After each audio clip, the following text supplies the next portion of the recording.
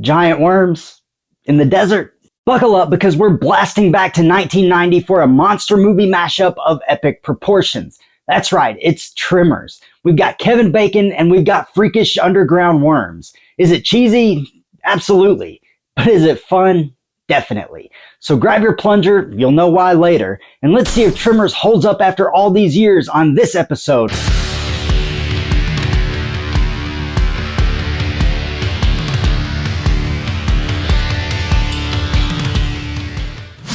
Welcome back to WWH. My name is Andrew Dreamer.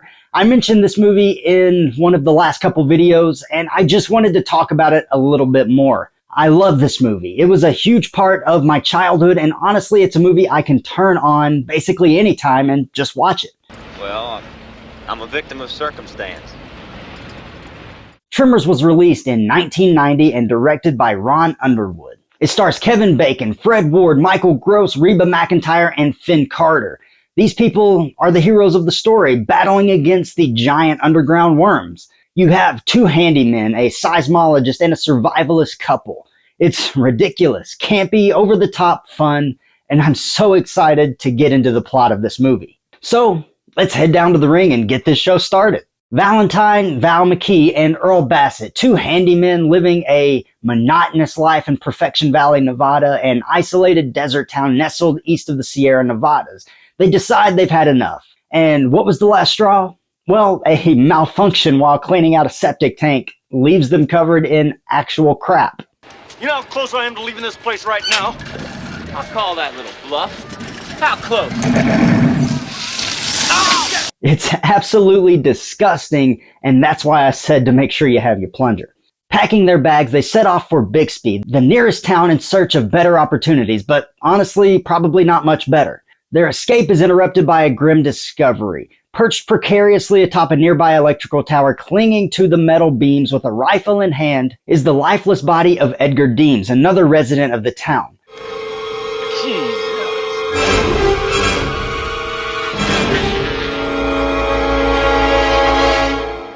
Returning to Perfection, they learn from the town doctor, Jim Wallace, that Edgar died of dehydration, his fear apparently paralyzing him and preventing him from descending the tower.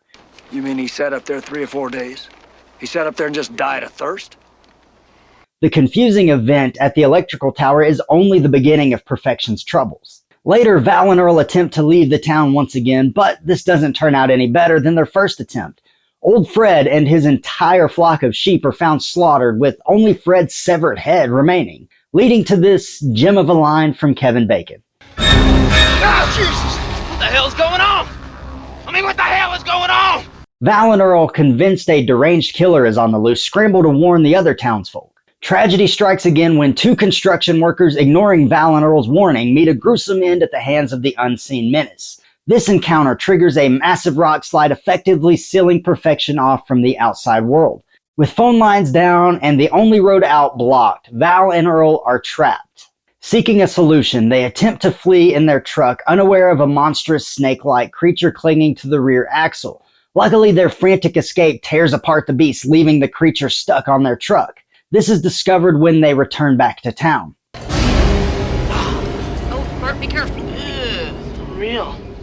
Where'd you get it? I don't know he had it. Determined to get help, Val and Earl borrow horses and set off for Bixby. Their hope for a quick rescue fades as they stumble upon a disturbing sight. The doc and his wife's buried station wagon near their unfinished home. The couple themselves are nowhere to be found, having been killed the previous night. Pressing on, the desert floor trembles beneath them. Suddenly, the earth erupts in a monstrous spectacle. A colossal, burrowing worm bursts from the ground, revealing the horrifying truth. The snake-like creature they encountered earlier was merely one of the worm's many tongues. Must be a million of them! Nope, just one. Thrown from their startled horses, the men scramble for cover as the monstrous worm gives chase. The pursuit culminates in a brutal crash as the eyeless beast, blinded by its rage, slams through the concrete wall of an aqueduct, meeting its demise.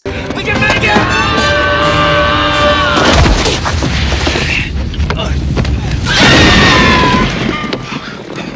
Winded and shaken, Val and Earl run into Rhonda LeBeck, a graduate student studying tremors in the area.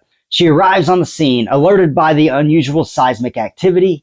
Recalling her reading, she reveals the chilling truth. There are 3 more of these monstrous worms lurking underground. Night falls and the trio find themselves trapped on top of some boulders, just feet from one of the remaining worms. Rhonda, using her scientific expertise, deduces that the creatures hunt by sensing vibrations in the ground.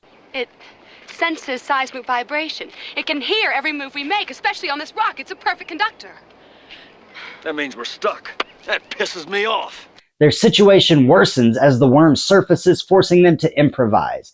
Using some discarded poles they find, they embark on a daring pole vault escape across nearby boulders, narrowly evading the pursuing creature. Finally, they reach the relative safety of Rhonda's truck and drive away to a temporary rescue. After Val, Earl, and Rhonda return to town, the worms attack and kill general store owner Walter Chang, prompting everyone to seek refuge on various rooftops. Right after this, survivalist couple Bert and Heather Gummer accidentally lure one of the creatures into their basement armory and successfully eliminate it. Meanwhile, in town, the 2 remaining worms assault the building foundations, causing Nestor's trailer to topple over before dragging him under and consuming him. No, Nestor, that's no good. Come on, you gotta get higher. With the realization that staying in town is no longer an option, Earl, Rhonda, and Miguel distract the monsters while Val makes his way to a nearby bulldozer and attaches a semi-trailer to the back. Using this makeshift vehicle, the survivors attempt to flee towards a nearby mountain range. Along the way, they stop to pick up Bert and Heather, who have been working on a little surprise for the worms. These things are damn smart. They're getting smarter by the minute. That's fine. We got some new things to teach them. It seems like they are well on their way to safety. However, both worms create a sinkhole trap along the route, disabling the bulldozer. Seeking safety, the survivors take refuge on some nearby boulders, using Bert's homemade bombs as a distraction. Earl devises a plan to lure the worms in and trick them into swallowing Bert's homemade pipe bombs, kinda like fishing. This tactic successfully eliminates 1 worm, but the last one retaliates by spitting a bomb back towards the survivors. All right, get down.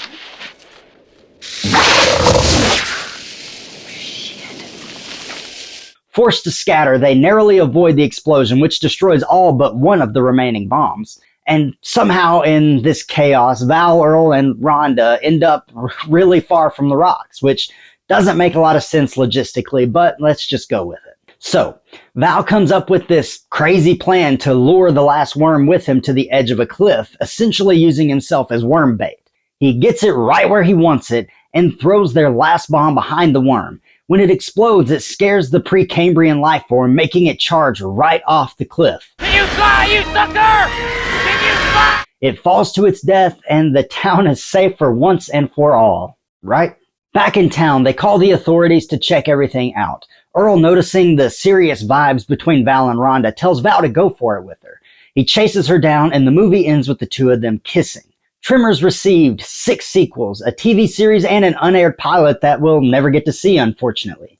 Seriously, Kevin Bacon was a part of a new series, and the network chose not to air it.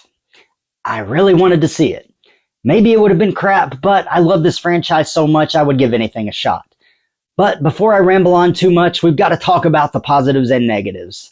First though, we have to take a short break, so stick around for more WWH action. If you want to save 20% from your order on Redcon One's website, type in code AndrewDreamer12 and you will receive 20% off.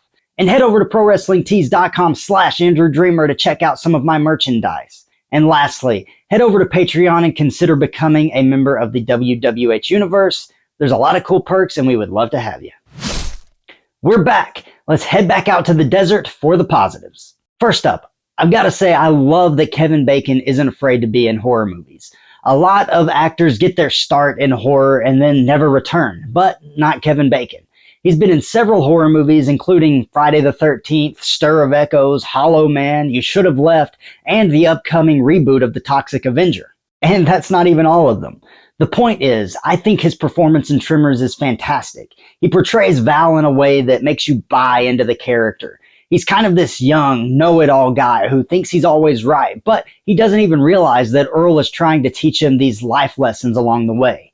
And his performance isn't the only good one. Fred Ward does a great job as Earl as well. Michael Gross and Reba McEntire are great as Bert and Heather. Obviously, Bert is an iconic character, being the only one to appear in all 7 films and the TV series. He became the backbone of this franchise, and for good reason. I also love the practical effects in this film. The graboids look really good, especially for the budget they were working with. The setting is perfect for this story too. This little middle-of-nowhere desert town called Perfection. It's dry, it's isolated, and that's exactly where a story like this should take place. And the last thing I'll mention is the humor. To me, this movie has some genuinely funny moments in it, and I think that these moments are well written within the context of the film. All in all, this movie is just a lot of fun. It's cheesy and over the top, but I absolutely love it. With that being said, though, let's look at the negatives now. The movie definitely takes some liberties with how the graboids function. Their hearing and intelligence might be a bit of a stretch for giant underground worms. And I do have some issues with certain aspects of the plot as well. I mentioned earlier how it makes no logistical sense that Val, Earl, and Rhonda end up so far away from the rocks in the third act. I don't know why that bothers me so much, but it does. I just don't get it. Every other person managed to stay on the rocks, but our 3 main characters end up 50 feet away. I understand that it needed to happen to wrap up the film, but I do think that there was probably a better way to accomplish that. I also find the story to be predictable. Small town life, uprooted by an unforeseen threat. Locals slowly figure out what's going on. They devise a plan to eliminate that threat and accomplish their goal. Now, keep in mind, these are all small things, because at the end of the day, I love this movie. It was a major part of my childhood, so there's a lot of nostalgia involved. It's dumb, cheesy monster fun, so give it a shot if you haven't seen it. But that is going to wrap up this episode of Ringside Review. Let me know down in the comments what you think about Tremors. And if you enjoyed this look at a 1990 creature feature, be sure to like the video and subscribe to the channel so you never miss any of the action here at WWH.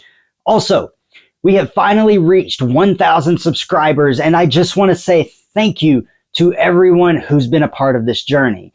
The WWH Universe is growing, and I am very grateful for all of you. And remember, in the squared circle of horror, there's no count out for nightmares. My name is Andrew Dreamer, and this is Wrestling with Horror.